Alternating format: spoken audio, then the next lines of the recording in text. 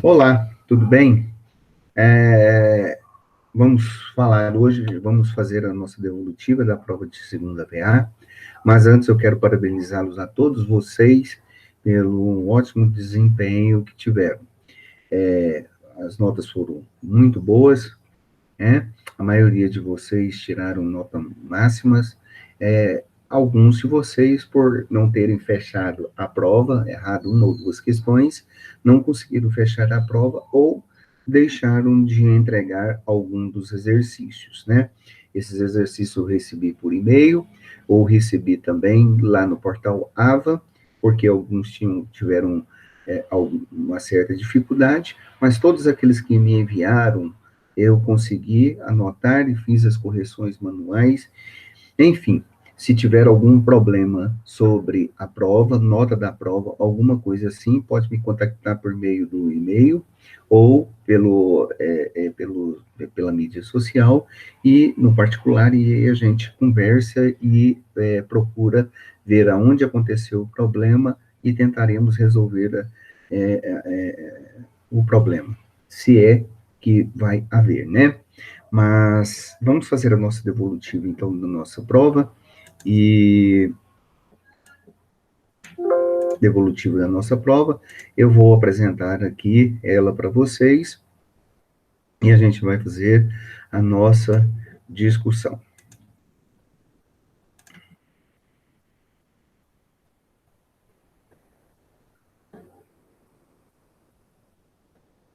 Ok? Essa é a nossa prova. Ok, gente? Bom, o que que acontece? Nós fazemos 20 questões e colocamos ela no sistema, e o sistema procura essas questões, randomiza elas, e vocês têm essas questões colocadas, então, disponibilizadas no portal Abas, do qual 10 questões dessas caíram na prova de vocês. Eu não tenho condição de saber quais as questões que caíram na prova de cada um de vocês individualmente. Então, nós faremos a correção de uma maneira geral. Aqui tem alguns comentários a respeito dessas provas, e aí vocês vai ficar disponibilizado essa gravação para vocês, e qualquer problema, então, vocês podem nos contactar e a gente conversa. Lembrando também que aqui nessas alternativas nós temos A, B, C, D e E, mas na hora dessas questões lá, vocês olharem essas questões no portal AVA, prestem muita atenção, porque uma questão da letra A, ela pode cair na letra E, da E pode cair na letra B, e assim por diante. Então, vocês têm que prestar atenção vocês têm que prestar muita atenção é, na alternativa que está marcada aí, e nas respostas também colocadas, ok? Então, a primeira questão. A respeito do conceito de Estado laico, avalie as proposições a seguir e assinale a alternativa que está incorreta. Olha, gente, neste caso aqui, a resposta que está incorreta é a letra D. O acolhimento de todas as religiões e credos sem nenhuma distinção por parte do Estado caracteriza-o como Estado laico? Bom, a resposta que está incorreta é a letra D. Por quê? Porque a marca do Estado laico é o distanciamento e a neutralidade em relação às religiões.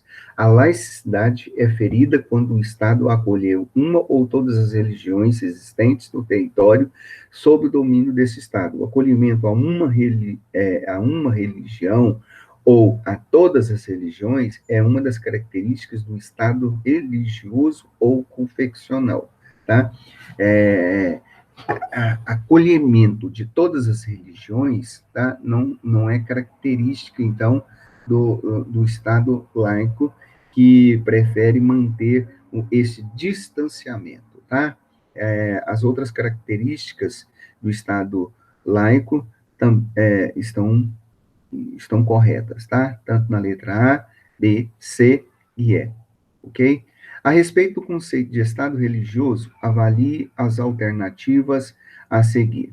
Em alguns casos, as instituições religiosas participam formalmente do governo, com autoridade para aprovar ou rejeitar leis que desrespeitem o credo. Essa alternativa é uma alternativa correta. Essa alternativa é uma alternativa correta, ok? No Estado religioso, constantemente, os legisladores, por exemplo, eles fazem parte do mundo político, lógico, e eles são muito influenciados pelas instituições religiosas, pelas igrejas.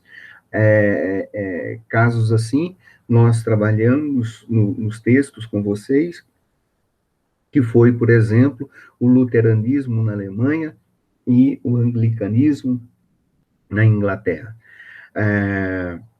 2. O governo do Talibã no Afeganistão promoveu a criação e manutenção de um Estado religioso de modalidade subjetiva. O erro aqui dessa questão está modalidade subjetiva. Não, é modalidade objetiva mesmo. Eles tentaram criar um Estado islâmico. Esse era o grande objetivo do Talibã, da Al-Qaeda e de outros grupos dentro do Estado da religião islâmica, tá? Terceiro, Estado religioso é aquele em que a religião interfere em alguma medida na administração, legislação ou gestão pública, e é também chamado de Estado confessional. Essa aí é a alternativa correta.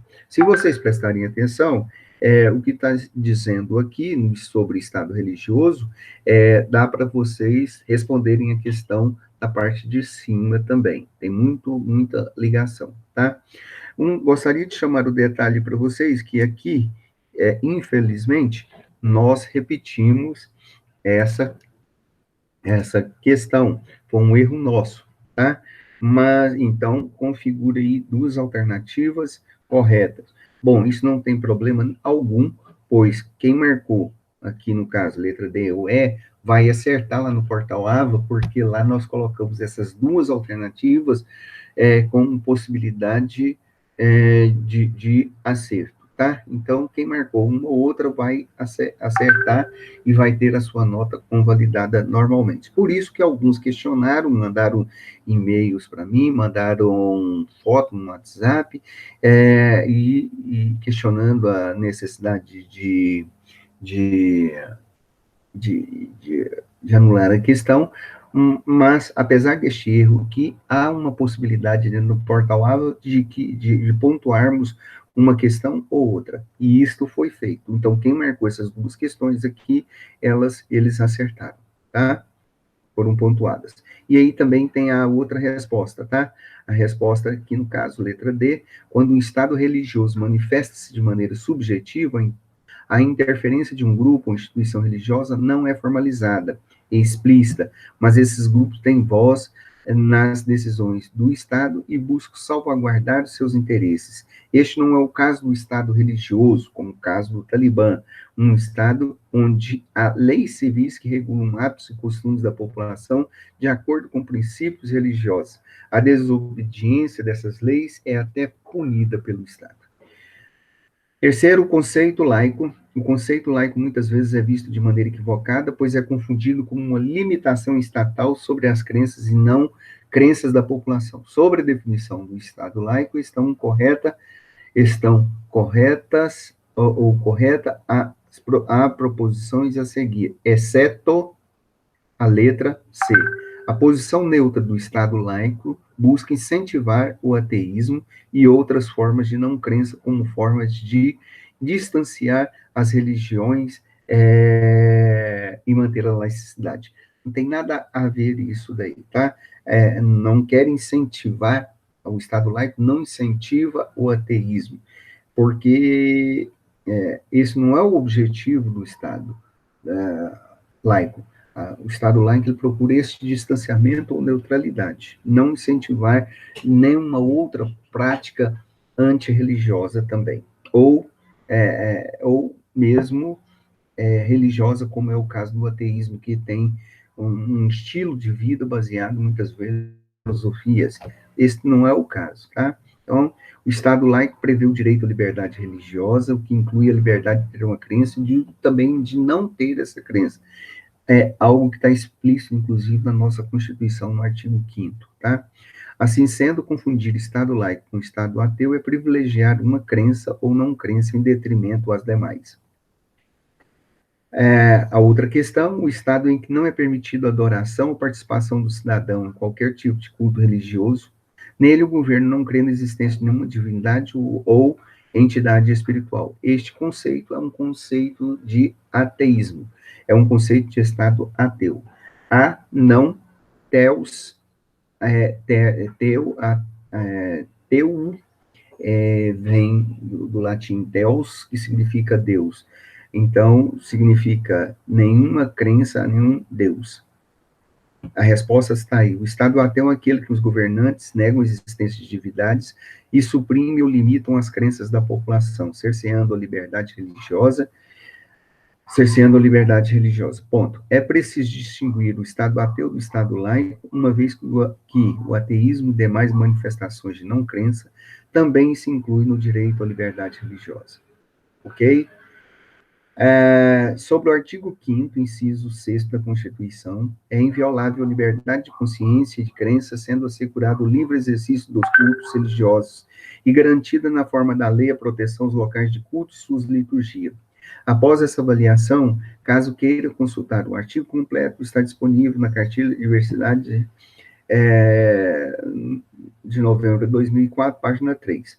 De acordo com o texto que foi apresentado sobre a diversidade religiosa no contexto escolar, podemos afirmar que se evidencia, a resposta correta é, se evidencia a importância de oportunidade de acesso ao conhecimento das diferentes religiões professadas no mundo globalizado em que vivemos, considerando que a intolerância religiosa promove diversos tipos de discriminação. Essa aí é a resposta correta, tá? E aí, as outras respostas, vejam bem, não se faz necessário o ensino da tolerância. É óbvio que não. O ensino religioso deve ser confessional, segundo as leis do Brasil. Ora, o Brasil é um Estado laico, então nós não temos uma confissão religiosa. A escola não é lugar de ensinar o diálogo interreligioso. É, sim, é também um lugar de ensinar o diálogo entre as religiões. E a diversidade religiosa não deve ser trabalhada na escola. Como não, né? Bom, a outra questão, vejam, é uma questão interpretativa, tá? Um texto sobre o Oriente Médio, que pede para vocês analisarem as afirmações abaixo. Hoje, os piores tipos de fanatismo religiosos ligados ao islamismo universalizado ocorrem em países onde o processo de modernização é mais intenso, traumático e mal sucedido, tal como no mundo árabe, da África do Norte e do Paquistão. E ele é a expressão de graves dificuldades que certas sociedades e comunidades muçulmanas enfrentam para se integrar em uma convivência global, dificuldades, lamento lembrar, muitas vezes causadas e ou prolongadas pelo próprio Ocidente, tá? Então, sobre o texto aí, analise as afirmações abaixo. A afirmação abaixo, a 1, 2 e 3 estão certas, a 4 não está. O fundamentalismo religioso diminuiu no século XX e no XXI. Pelo contrário, foi aumentar, exacerbou-se, né? Desde 1910, com a publicação do livro chamado Os Fundamentos, nos Estados Unidos, o fundamentalismo, ele é um mal crescente na nossa sociedade pós-moderna, né? Então, nós temos muitos exemplos, infelizmente, de fundamentalismo religiosos, tanto no meio cristão, no meio judaico, no meio islâmico, entre as religiões que nós analisamos isso daí, tá? Então, todas a alternativa 1, 2 e 3 são as corretas. Quem primeiro consolidou o cristianismo como religião foi Paulo, né? O apóstolo Paulo foi o grande missionário do cristianismo.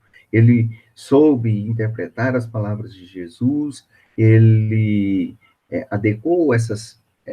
Ele, por ser um judeu também, confesso, convertido ao cristianismo, ele propagou, recebeu a mensagem de Jesus como uma grande missão e propagou isso pelo mundo todo, tá?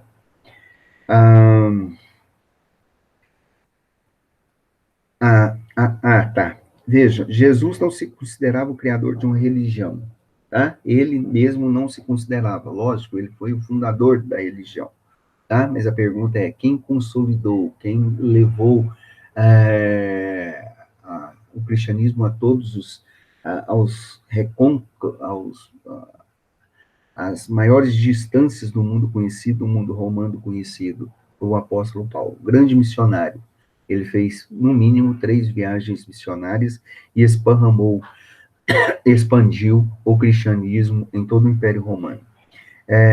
Pedro foi o primeiro líder, né, o líder de um grupo, do primeiro líder da igreja entre os apóstolos, ele despontou ali, ele dirigiu a igreja ali de Jerusalém, mas ele não foi o grande missionário do cristianismo, tá? O apóstolo Paulo, ele era aquele que é conhecido como apóstolo do qual Jesus, o apóstolo do amor, ele também pregava muito, mas ele não foi um missionário, tá? Bom, a outra questão faça correspondência entre Estado laico, religioso e judeu, tá? Então, a resposta correta é 2, 3, 1. O Estado laico, o Estado laico, o Estado laico é conhecido como um Estado secular. O Estado religioso é um Estado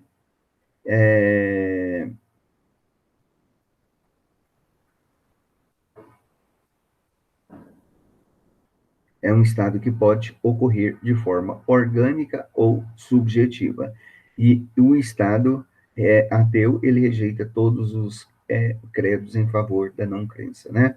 Então, veja aí, comentário, o Estado laico é também conhecido como Estado secular, distingue-se do ateu, uma vez que no segundo é professado o ateísmo e, em muitos casos, a imposição da não crença. O Estado laico, ao contrário, mantém distanciamento e neutralidade em relação a quaisquer manifestações de crença ou não crença.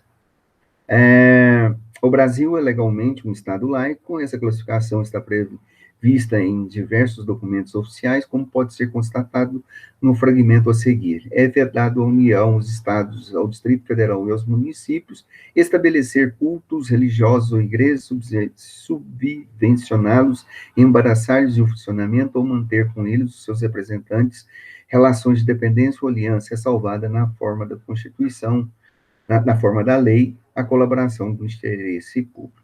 Ou seja, esse documento se refere ao quê? A proclamação da República não se refere especificamente à Constituição Federal do Brasil.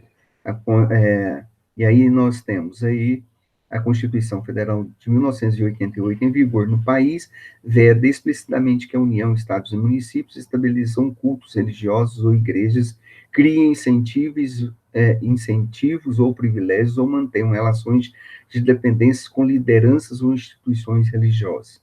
Como é a Carta Magna, isto é, a base da legislação nacional, nenhuma outra legislação ou norma pode ferir o que nela está escrito. Beleza? A questão 14. A difusão do cristianismo teve início durante o Império Romano, apesar da sistemática perseguição, foi crescendo e conquistando adeptos no Império Romano. Em 313, o imperador Constantino, através do Edito Milão, concedeu liberdade de culto aos cristãos em todo o império. Acerca do cristianismo no Império Romano, analisem as questões a seguir, tá? Então, a questão 1, 2 e 3 são as questões corretas, tá? A 4 e a 5 está errada. O que diz a quarta? A quarta. Estudos recentes da historiografia europeia comprovaram que, apesar das perseguições aos cristãos, eles nunca foram utilizados em espetáculos públicos e em lutas com gladiadores, né? Nós comentamos isso com vocês, foram sim utilizados em espetáculos públicos, como, por exemplo, no Coliseu Romano, foram jogados para tigres, cachorros, foram mortos, enfim, então essa alternativa é uma alternativa errada. Foi no Império Romano do Oriente que o cristianismo teve o seu apogeu com a criação da Igreja Ortodoxa Grega, que uniu os cristãos da Europa Central e da Ásia. Pelo contrário, a criação da Igreja Ortodoxa Grega, ela provocou um rompimento. A Igreja do Ocidente, ela não aceita a autoridade papal. Então, ela provocou um rompimento, ela não agregou. E também a igreja cristã, a parte da igreja cristã que se expandiu é a igreja católica do Ocidente. Tá? Bom, o anfiteatro era para os romanos parte da sua normalidade cotidiana, um lugar no qual reafirmava seus valores, sua concepção normal. No anfiteatro eram expostos para serem suplicados bárbaros, vencidos, inimigos que se haviam insurgidos contra a ordem romana. Nos anfiteatros se supliciavam também bandidos e marginais, como por vezes os cristãos, que eram jogados às feras e dados como espetáculos, para o prazer de seus algozes ou daqueles que defendiam seus valores normais da sociedade. Sobre essas relações entre os cristãos e o Estado romano, é correto afirmar que o cristianismo sofreu violenta perseguição no Império Romano pela sua recusa em aceitar a divinização dos imperadores. Ou seja, os cristãos eram obrigados a adorar, prestar cultos, a se inclinarem em favor dos imperadores. Essa própria questão é uma questão que foi respondida pela outra questão muito semelhante, tá? O cristianismo surgiu a partir das pregações de Jesus Cristo, que nasceu na província romana da Judéia. Seus ideais, difundidos pelos apóstolos após sua morte, eram baseados principalmente na humildade e no amor ao próximo. E aí, nós temos algumas afirmações sobre a cristianização do Império Romano. Aqui, apenas 1 e a 2 estão corretas, tá? A afirmação terceira está errada. Por quê? Porque em 313, foi concedida a liberdade aos cristãos, e em 382, o cristianismo se tornou a religião oficial do Império Romano. Ponto. Até aí, tudo bem. As antigas perseguições religiosas terminaram sendo, inclusive, permitido o antigo paganismo praticado pelos romanos, uma vez que a condescendência fazia parte do espírito cristão. Pelo contrário, antes os cristãos eram perseguidos, depois eles passaram a perseguir todas as outras religiões consideradas pagãs, chamadas de pagãs, foram perseguidos pelos cristãos, então convertidos. Ok? Então, a última alternativa 3 está errada. Onde se encontra a história dos patriarcas Abraão, Isaque e Jacó? No livro de Gênesis, a partir do capítulo 11 do livro de Gênesis até o capítulo 50. Narra toda essa trajetória de Abraão, Isaque e Jacó. Tá? Já falamos um pouco lá quando trabalhamos o judaísmo e passamos por aqui e terminamos também com o islamismo. Por quê? Porque todos três são considerados patriarcas das religiões, dessas 3 religiões monoteístas que trabalhamos com vocês, tá? Lógico que, para os judeus, Abraão, Isaque e Jacó são patriarcas importantes. Para cristãos e islâmicos, a importância é bem menor, tá? Sobre o cristianismo, assinale as alternativas o V, o F, de acordo com a sequência correta, né? O cristianismo é uma religião politeísta? Errado. É uma religião monoteísta, ok? Então, então a gente já tira aí a questão D e a questão E, né? Essa questão também, para alguns caíram aí na prova, e ela é a mesma coisa, tá? Então, ela tem... Ela está igual na alternativa A e B, mas acontece que lá nós marcamos na possibilidade. Por isso que nós não anulamos ela, tá? A outra alternativa é: os cristãos acreditam que Jesus foi um grande profeta? Não, Jesus é um grande profeta, é o Filho de Deus que deu a sua vida para nos salvar. Ok? Então, tá bom. Essa é a correção da prova. São as questões que nós conseguimos detectar que caíram na prova das 20 e elas foram randomizadas, então as alternativas estão grifadas, e elas acompanham aquilo que é a alternativa certa. Então, está aí a nossa aula, e nós já vamos começar a trabalhar com vocês também a terceira parte, que fala sobre ética cristã e moral, ok? Mas a correção da prova é essa, e por enquanto vou fechar aqui, interromper a gravação, e vamos ficar aqui na devolutiva da prova. E, desde já, nosso agradecimento, tá ok?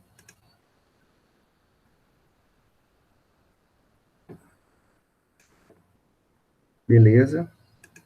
Interrompendo a gravação e o nosso agradecimento. Muito obrigado. Até a próxima.